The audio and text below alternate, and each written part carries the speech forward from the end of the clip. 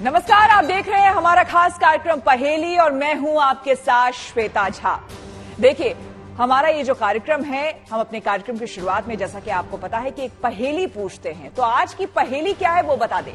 तो वो कौन सी चीज है बताइए जो एक जगह से दूसरी जगह जाती है पर अपनी जगह से नहीं हिलती। इस पहेली का जवाब हम आपको कार्यक्रम के अंत में देंगे। तो चलिए समझते हैं आज की पहेली। चित्रकूट, जो रामायण की कई घटनाओं का साक्षी रहा है। चित्रकूट में श्री राम ने अपने वनवास के 11.5 साल बिताए थे। यहाँ आज भी उनके चरण चिन्ह बने हुए हैं, जिन्हें त्रेता युग का बताया जाता है। कहते हैं कि चित्रकूट की एक गुफा में जगह जगह राम, लक्ष्मण और सीता की निशानियां बिखरी हुई है। इसी गुफा में एक नदी भी बहती है, जो बहती तो नासिक में है, लेकिन उसकी एक धारा 1200 किलोमीटर दूर इस गुफा में भी निकलती है। तो क्या है इस गुफा की पहेली, देखिए।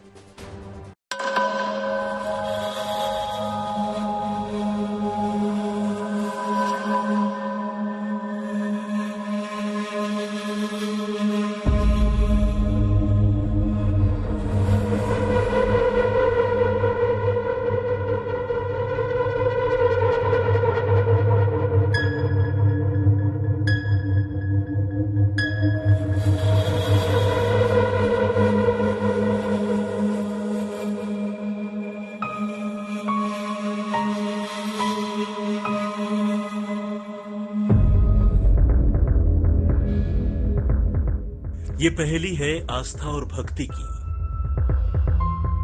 ये पहेली है एक ऐसी गुफा की जिसे देवताओं ने बनाया था।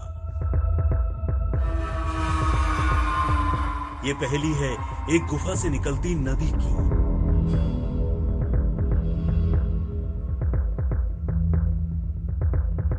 ये नदी कहां से निकलती है और कहां गायब हो जाती है, कोई नहीं जानता।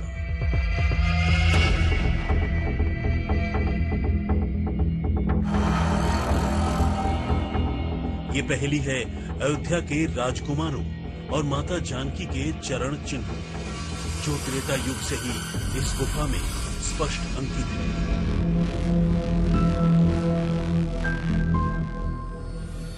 साथ ही आपको वहां भी लेकर चलेंगे जहां राम, लक्ष्मण और जानकी के पग पखारती थी गोदावरी। इसी गुफा में श्री राम ने अपने वनवास के आखिरी 11 साल बिताए थे।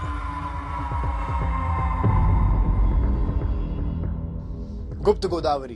कहते हैं भगवान रामचंद्र, लक्ष्मण और माता सीता ने अपने वनवास के शुरुआती दिन इन्हीं गुफाओं में व्यतीत किए थे। देवताओं ने इन गुफाओं का निर्माण स्वयं उन तीनों के लिए ही किया था।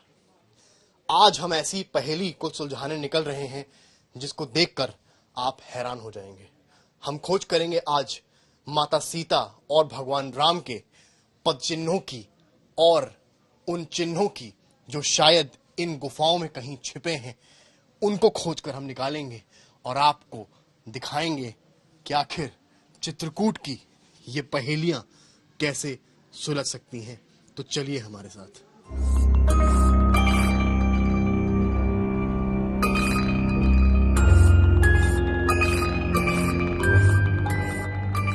चित्रकूट में आते ही खुद ब खुद आपका मन राममय हो जाएगा। यहाँ पग पग में आपको राम ही राम नजर आएंगे। साधु, संत और भक्त राम की धुन में रमे दिखाई देंगे।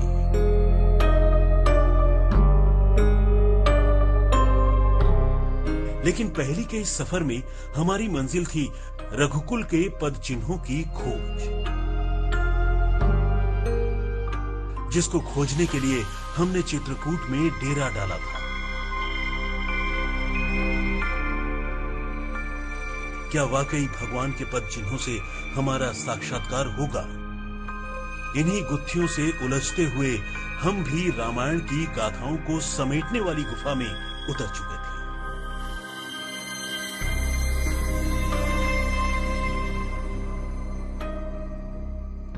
गुफा में पहुंचते ही वहां का नजारा अलौकिक जान पड़ता था। वहां के पत्थर राम नाम से गुदे नजर आ रहे थे, जैसे नल नील और हनुमान जी ने स्वयं आकर इन शिलाओं पर श्री राम लिखा।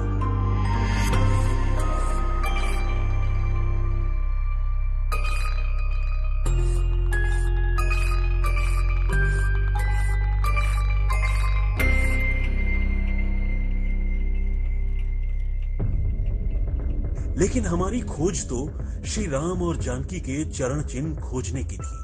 हम जैसे जैसे गुफा में आगे बढ़ रहे थे, रामायण की स्मृतियां हमारे जहन में तैर रही थी। चलते चलते हम उस जगह पर जा पहुंचे जहां रघुवर अपना दरबार लगाया करते थे, साधु संतों से भेंट किया करते थे, अपने आचरण से मर्यादा की सीख दिया करते थे।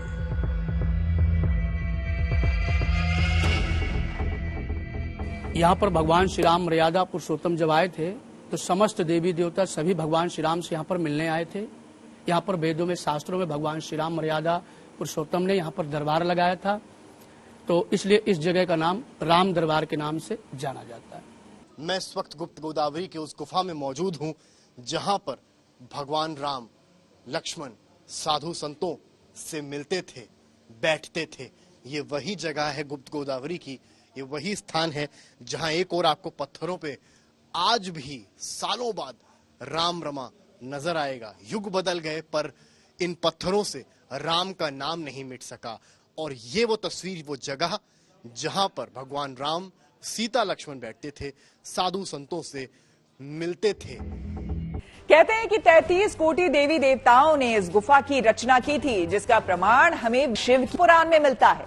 कहा यह भी जाता है कि देव शिल्पी विश्वकर्मा ने ही इसका सृजन किया था।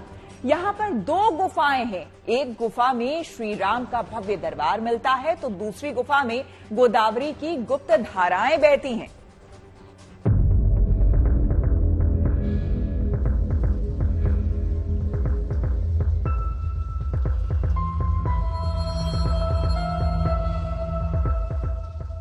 मान्यता है कि इस गुफा के अंदर गोदावरी नदी बहती है, जो वनवास के समय मां जानकी के लिए 1200 किलोमीटर का सफर तय करके चित्रकूट की इन कंदराओं में आ गई, जिसके जल से ही वैदेही स्नान किया करती थी।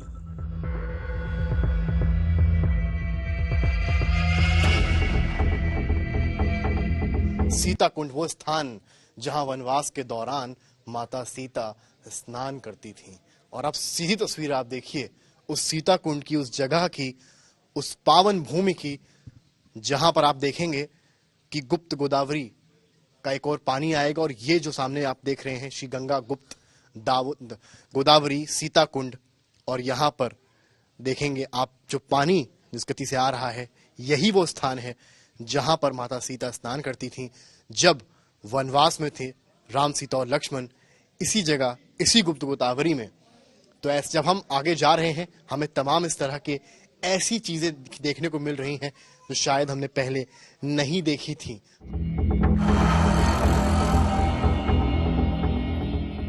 गुप्त गोदावरी कुंड को सीता कुंड के नाम से भी जाना जाता है। यहाँ पर सीता माता ने स्नान किया था और यहीं पर गोदावरी नदी पाताल को तोड़कर धरा से बाहर निकली है।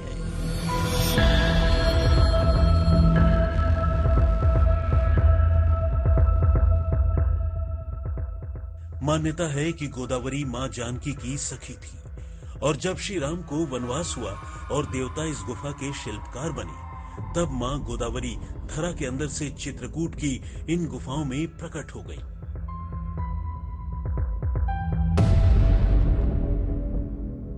गुप्त गोदावरी की उत्पत्ति को लेकर भी कई कहानियां हैं।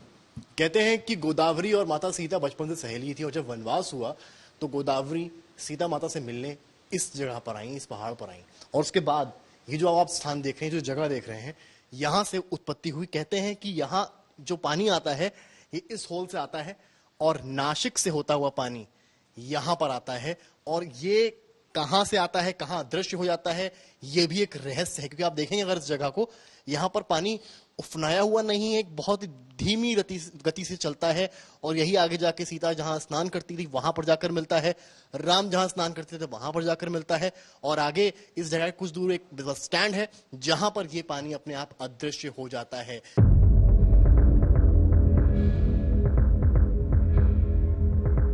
रामायण काल की इस गुफा को लेकर कई कहानियां मिलती हैं, जिसमें सबसे अनोखी कथा है एक राक्षस के शिला में बदल जाने की कथा।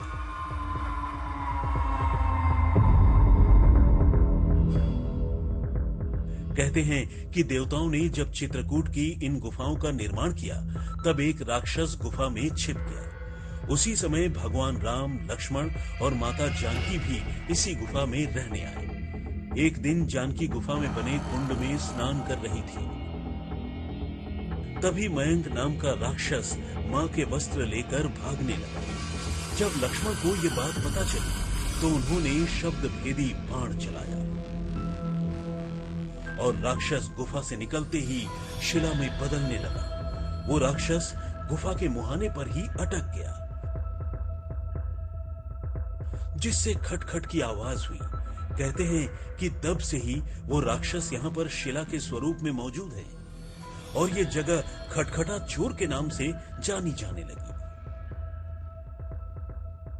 कहते हैं कि रघुवर के आशीर्वाद से शिला स्वरूप मयंक राक्षस अमर हो गया, जो यहाँ आने वाले लोगों के पापों का हरण करने लगा। स्थानीय लोगों की मान्यता है कि इस गुफा के दर्शन मात्र से ही पापों का नाश हो जाता है। मेरे ठीक ऊपर जो आपको एक चट्टान दिख रही है, ये कोई मामूली चट्टान नहीं है। ऐसी मान्यता है कि सीता माता जब इस गुफा में स्नान कर रही थी, उस वक्त मयंक राक्षस नामक एक राक्षस था जो माता सीता के दिव्य वस्त्र चुरा कर भाग गया। और जब लक्ष्मण को इसका पता चला तो उन्होंने शब्द भेदी बाण का इस्तेमाल किया और सीधा तीर जाकर उस राक्षस पर लगा, जिसके बाद तब से लेकर आज तक वो शिला में तब्दील है। आगे बढ़ने पर हमें वो स्थान भी मिला जहां अयोध्या के राजा के स्नान करने की मान्यता है। कहते हैं कि यहीं पर श्री राम और लक्ष्मण के चरण गोदावरी पखारती थी।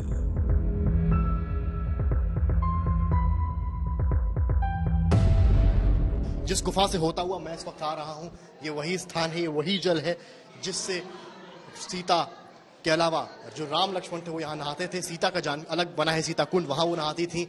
और ये वो स्थान है जहां पर राम और लक्ष्मण नहाते थे। मेरे घुटनों तक यहाँ पानी देख पाएंगे, पर उस वक्त इस पानी का लेवल काफी ऊपर था। ये गोदावरी थी जो एक छुपे रास्ते से यहाँ पर आई थी और इन चट्टानों के बीच ये भी एक ऐसा रहस्य है, एक ऐसी पहेली है जो आज तक न सुलझ पाई है। आगे बढ़ने पर हमें एक नदी बहती दिखाई दी। चलते चलते हमारे पैर पानी में डूबने लगे और हमें बताया गया कि यही वो नदी है जिसे गुप्त गोदावरी कहा जाता है। गुप्त गोदावरी नदी को गुप्त गंगा के नाम से भी जाना जाता है। गुफा के अंदर हमें भक्त भी मिले जो गुप्त गोदावरी को देखकर निहाल थे। श्री राम के जीवन से जुड़े दृश्यों को देखकर खुद को धन्य समझ रहे थे।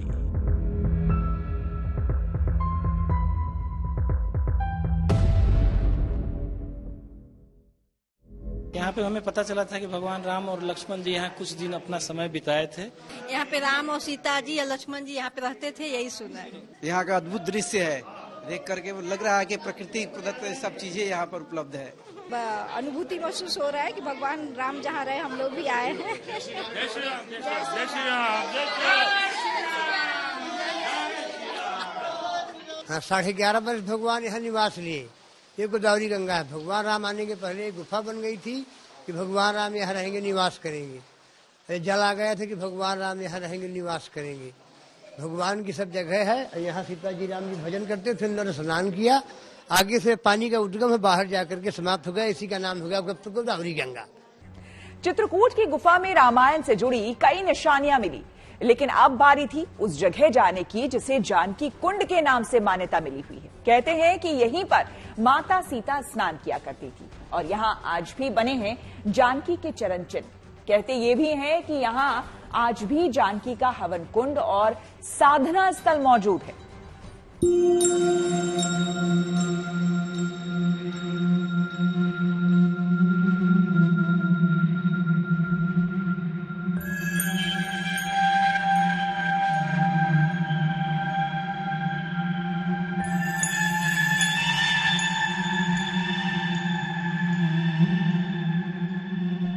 चित्रकूट के घाट और मंदाकिनी की निर्मल धारा, मंदाकिनी तट पर हरे भरे पेड़ों से भरा यह स्थान बहुत ही सुरम्य लगता है। माना जाता है कि खुद जगदम्बा यहाँ स्नान करती थी।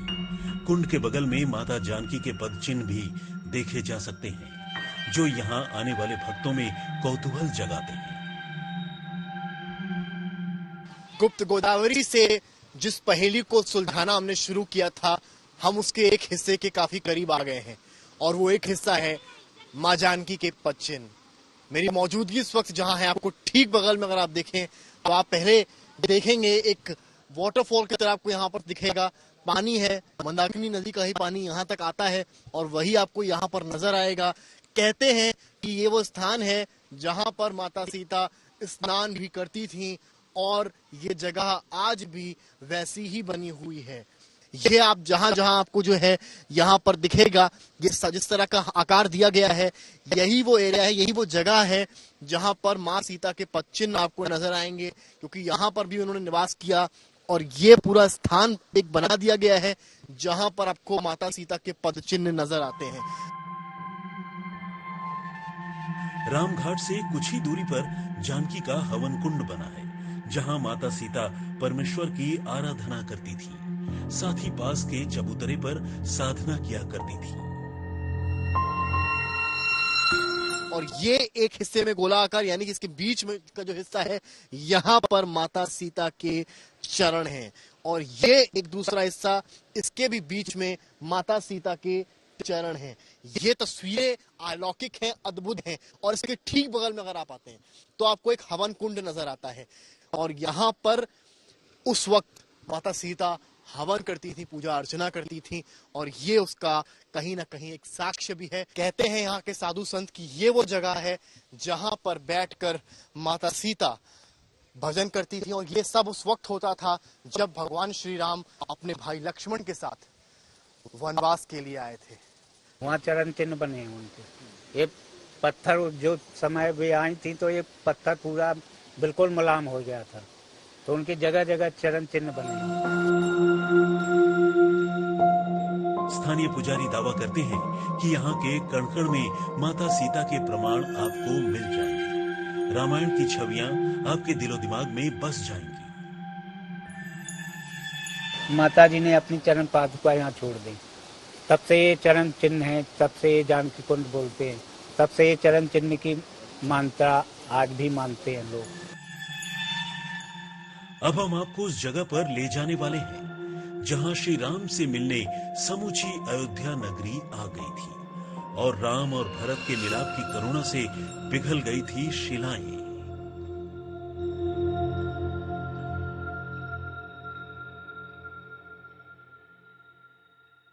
अब हम आपको लेकर चलेंगे कामदगिरी पर्वत। कहते हैं कि यही वो स्थान है जहां रघुवर के कोमल कदमों से धरा भी पिघल गई थी, जहां राम, लक्ष्मण, भरत, शत्रुघ्न समेत माता सीता और माता कौशल्या के कदमों की छाप चट्टान पर अंकित हो गई थी। क्या वाकई इतने साल बाद भी रघुनंदन के वो कदम आज सुरक्षित होंगे?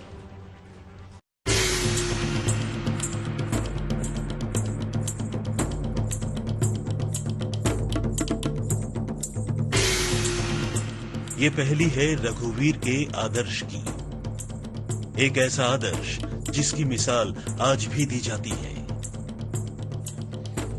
कहते हैं कि जब रघुवर को वनवास हुआ तो समूचा ब्रह्मांड ही उनकी अगवानी में बिछ जाना चाहता था।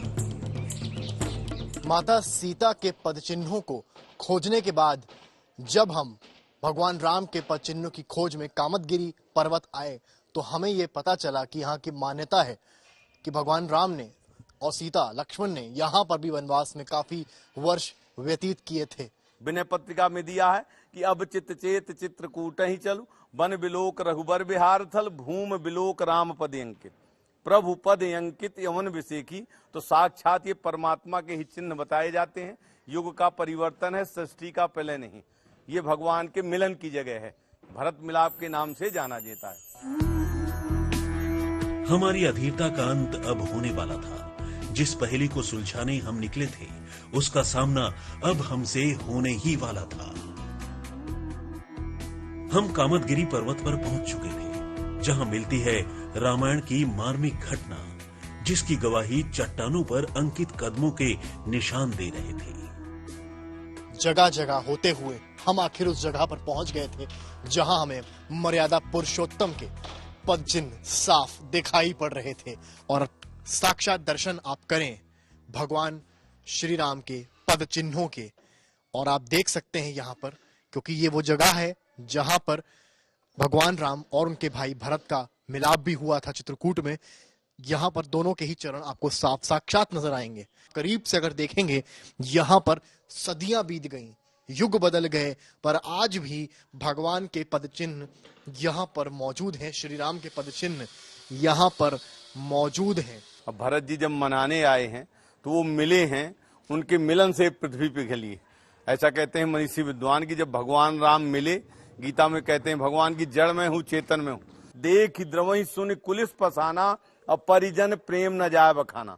गीता में कहते हैं भगवान की जड़ में हूँ चेतन में हूँ। जब चेतन स्वरूप परमात्मा भरत जी के स्नेह में अपने को भूल गए तो उस समय ये पृथ्वी जड़ता को छोड़ दी, उनके पद चिन्हांकित हो गए।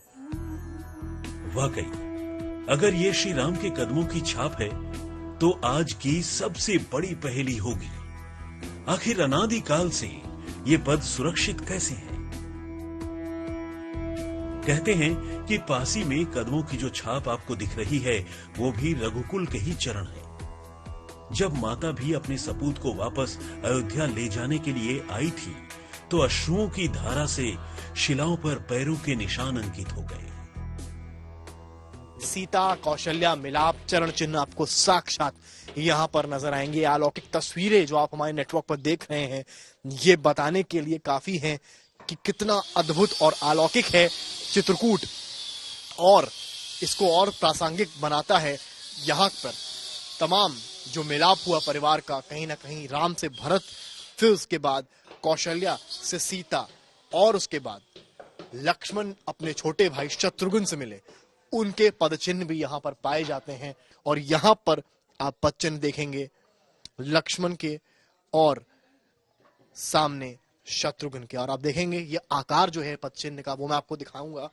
यहाँ पर आप देख सकते हैं एक पद चिन्ह आपको यहाँ पर ऐसे नजर आएगा, एक पद चिन्ह आपको इस तरफ नजर आएगा, दो पद चिन्ह यहाँ पर साफ देखे जा सकते हैं। ऐसा पूरे प्रांगण में पूरी समाज आई, गुरु वशिष्ठ आए, आपके ये लक्ष्मण आए, शत्रुघ्न आए, कहने का लक्ष्मण जी यही थे, भरत और शत्रुघ्न ये सब लोग आए, माताएं आई। तो जब पूरे प्रांगण में मिली तो आदमी को सुध नहीं रहा, जब परमात्मा को सुध नहीं रहा कि कहूं पट कहूं निखंड अंधीरा, गीता में कहते हैं कि मैं हूं जड़ चेतन मैं ही हूं, तो पृथ्वी भी जड़ता को छोड़ दी, तो वो सब मिले तो पूरे समाज के परिवार के पद चिन्हांकित हो गए। मान्यता है कि जो भी भक्त भगवान के इन चरणों के दर्शन करता है उसकी सभी मनोकामनाएं पूर्ण हो जाती हैं। धर्म ग्रंथ कहते हैं कि भगवान शिव की कृपा से ही श्री राम ने चित्रकूट की गुफाओं में निवास किया। ये धर्म ग्रंथ ही हमारी आस्था का आधार है, जिसे किसी प्रमाण, किसी साक्ष्य की आवश्यकता नहीं होती। हमने अपने कार्यक्रम की शुरुआत में आपसे एक पहेली पूछी थी, तो आपने उसका जवाब ढूंढ ही लिया होगा। वो कौन सी चीज है जो एक जगह से दूसरी जगह जाती है पर अपनी जगह से हिलती नहीं? सड़क। तो आज की पहेली में बस इतना ही। देश और दुनिया की तमाम ताजा तरीन खबरें और पॉजिटिव खबरों के लिए यानी गुड न्यूज के लिए देखते रहिए GNT यानी गुड न्यूज टुडे।